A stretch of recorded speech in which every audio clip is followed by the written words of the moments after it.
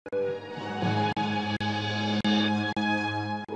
so despite all your end-of-year festivities, preparations, spending, you need to keep a number of issues at the back of your mind. First, we don't have the budget 2019. We don't know where that is for now. Still at the workshop. Then the minimum wage. The NLC says they are patient with the government. Is thinning out. They want that 30,000 naira new minimum wage ASAP. But the money is not there yet. The promissory notes, the last one that was signed by the president, took it to the National Assembly, tried to sign off on that late September. There's no cash to back it up, 800 billion naira. Oh, sorry, I beg your pardon. That's the first subsidy, I beg your pardon. So the 30,000 naira is there. The petrol subsidy is there, 800 billion. Thereabouts is what the government is owing. Those were arrears, really, issues. So we have all of this to put together. Then, of course, we got to deal with the oil prices that's now coming back. That's a very good news. We can use Brent crude now above $60 a barrel. We touched about 58 thereabouts in the last 2 weeks or so. So we need to take a bit of this macroeconomic news box to the marketplace and see what is there for the rest of the month. Good news also this morning, the PMI for the month of November, according to the central bank, was a stronger reading, 58.4. Above 50 against 57.9 in the month of October. And the non-PMI also looking good. So let's get Sadidayo Bakare, who is the macroeconomic strategist at Afrinvest, live to us from the Nigerian Stock Exchange to take us through. What are your thoughts? Good morning, Sadidayo. Hope you had a very great weekend. Good morning, Bosen. Thank you very much. Thank you very much. Let's hit the ground running. If you look at the macroeconomic environment, we're now in December. Usually, what do you have as big stories in the news box when we're wrapping up the year from the economic front? Okay.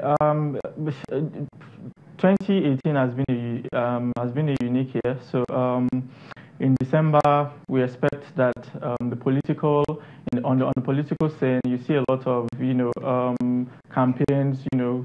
We get a bit more sense about what is going on as regards the direction of policies of the presidential candidates. This December, however, we're going to have a lot of macroeconomic data releases. If you will remember, will the labor statistics have been outstanding since Q3 2017. So we're expecting that employment data will be out, labor force data will be out, job creation data will be out. Similarly, the capital importation data, which shows the importation of loans, foreign direct investment, and foreign portfolio investment will be out as well. Then we'll be having Q3 GDP for 2018. That will be out as well, and inflation data for November will be out as well. So it's really December is going to be very, very interesting when you look at the seasonal festivities combined with political campaigns and the data releases we're expecting. So it promises to be interesting. Yeah, it promises to be very exciting. But again, for folks on the street, the GDP, the labor data, whatever, sounds like not much of a music to them. They want to know when the 30,000 naira new minimum wage will be coming in. NLC says it's patient, it's thinning out for the government. Don't let us go on strike anymore, folks. We need this money, the SAP. Then the petrol marketers, the oil marketers says they want their money as well. They are standing fuel subsidy, nearly 800 billion. They're knocking on the doors of President Buhari to get this money paid as well. These are very critical issues, macroeconomic issues for everyone to think about as we prepare for some holiday at the end of the year. Yes, I mean, absolutely. We know that, this is the end of the year, and consumer spending is usually higher at this time of the year. And also, in terms of labor agitation for the new minimum wage, what we have currently is a tentative agreement of 30,000. What is unclear now is what the presidency is going to do about it. So we're expecting approval of the presidency. Then also in terms of oil marketers, we know that demand for petroleum products is usually high in December, and December is basically an opportunistic time for people to ask for what they demand. And this time around, we are approaching the elections. So labor unions, have an upper hand in the negotiations with government. Similarly, petroleum marketers also have an upper hand because governments do not want, all the kind of pressures we've seen in the past to reoccur, especially ahead of the elections. But really, there's really no clarity on that yet. And we are expecting the federal government to speak on those issues. Yeah, okay, so folks will want to think about all of that. But again, what are we taking into this month? Look at the November, CBN November PMI reading was better, 58.4 against 59.7 in the month of October. Non-PMI was also a bit better. Do you think this is one economic news that some folks may put on their books and begin to have a little bit of a positive outlook? Manufacturing PMI going up ahead of December, is it because folks will be buying more? The purchasing power is a bit better?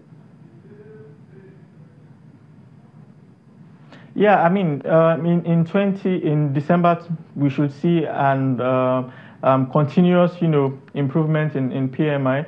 For most of 2018, we've seen PMI stay above the, 50-point threshold, which signifies that, there is, expansion in economic activities. So in December, we expect that, as consumer demand picks up, as election spending as well picks up, we'll see modest, gains in the index. However, we note that while being a very, important leading indicator of the general, economy, I mean, a means to feel the pulse of the general economy, it is still not, a completely accurate measure of what is going on in the economy. So what we'll be looking at is, oil prices, the direction of oil prices, oil production, importantly, then also in terms of what is going on with agricultural output. So all this might not be accurately captured by, by the PMI indices, and they are all very, very important to GDP growth. So to close, I believe we see further expansion in PMI in December, and it's very good for the economy. Okay, so what do you make of a very elaborate, long, and detailed dinner speech to the bankers, the CIBN, a final dinner for 2018 by Godwin Emefiele, the central bank chief? What part of it strike you? I thought it was interesting. Two things were interesting in particular. The first one is on the direction of monetary policy going into 2019, and basically what the governor of the central bank said was that they were going to maintain the current policy stance. So we know that MPR, the monetary policy rate, has been at 14% for over 2 years now.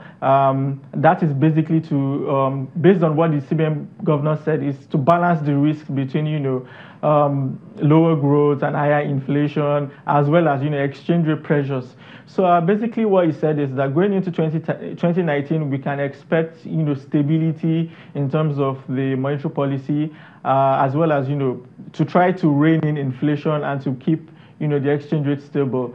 The other part of the presentation that was really interesting was also in terms of the current import substitution agenda of the current government. So we saw a lot of touted data releases on importation data for rice, for wheat, for milk, and so on. And basically what the governor said was that a lot of those importation has been cut. So we've seen average the monthly food bill drop from about $600 million to around $100 million in a month, and that's basically a sign that the import substitution program of the government is working. In our own view, we believe that import is not necessarily a bad thing for the economy, because you need imports